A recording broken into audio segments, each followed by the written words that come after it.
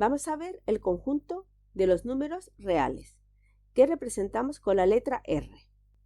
Este conjunto está formado por los números naturales, los números enteros, los números racionales y los números irracionales.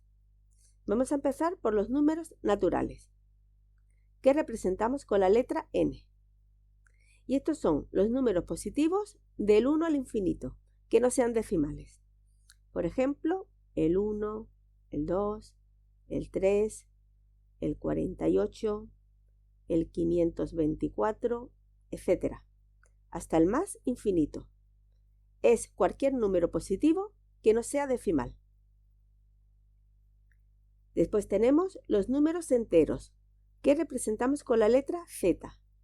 Y estos son los números positivos y negativos que no sean decimales, incluido el 0. Por ejemplo, el 0. Y como números negativos, menos 1, menos 2, menos 3, etc.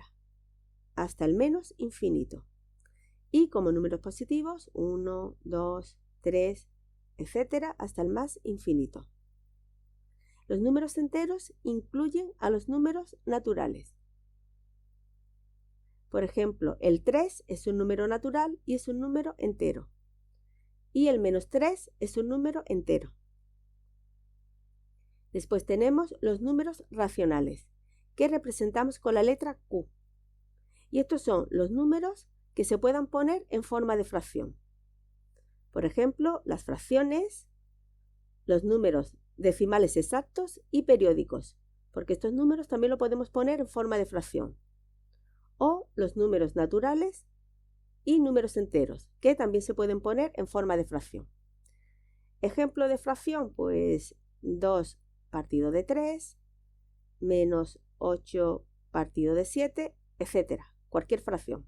Es un número racional y un número real. Como decimal exacto, pues el 0,3 menos 5,24, etc. Ejemplo de decimal periódico puro, pues 0,333 punto suspensivo. Vemos que la parte decimal llega hasta el infinito y en este caso se repite siempre al 3. El número es el 0,3 periódico. O menos 8,2424 punto suspensivo. Vemos que la parte decimal llega hasta el infinito y en este caso se repite el 24. El número es el menos 8,24 periódico. Y también están incluidos los decimales periódicos mixtos. Por ejemplo, el 5,8444 punto suspensivo. Vemos que en la parte decimal hay una parte que no se repite, que en este caso es el 8, y una parte que llega hasta el infinito y se repite, que es el 4. El número es el 5,84 periódico. También tenemos dentro de los números racionales los números naturales. Por ejemplo, el 10 dividido entre 5. Este sería una fracción exacta cuyo resultado es el 2. Y el 2 es un número natural, es un número entero, es un número racional y es un número real. O, por ejemplo, cualquier raíz exacta. La raíz cuadrada de 16 es igual a 4.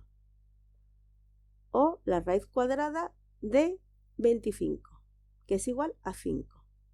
Son raíces exactas cuyo resultado es un número natural, es un número entero, es un número racional y es un número real. Vamos a ver ejemplo de números enteros. Cualquier fracción exacta que sea negativa. Menos 24 dividido entre 8, que es igual a menos 3. Vemos que nos da un número entero, un número racional y un número real. O cualquier raíz exacta que sea negativa. Menos raíz de 9, que es igual a menos 3. La raíz cúbica de menos 8, que es igual a la raíz cúbica de menos 2 elevado a 3, que es igual a menos 2. Vemos que el resultado es un número entero negativo. Sería un número entero, un número racional y un número real. Vamos a ver ahora los números irracionales, que representamos con la letra I. Y estos son los números que no se pueden poner en forma de fracción. Es decir, todo este conjunto son los números que sí se pueden poner en forma de fracción, que son los números racionales. Y este conjunto serían los números que no se pueden poner en forma de fracción, que son los números irracionales.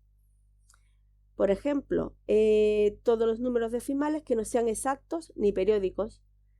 El 0,8325 puntos suspensivos.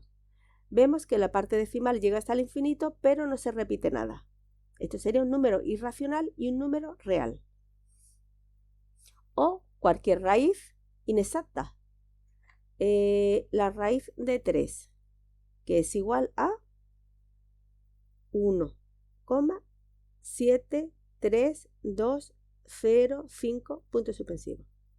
Nos da de resultado un número irracional y un número real. El número pi, pues 3,141519 puntos suspensivos.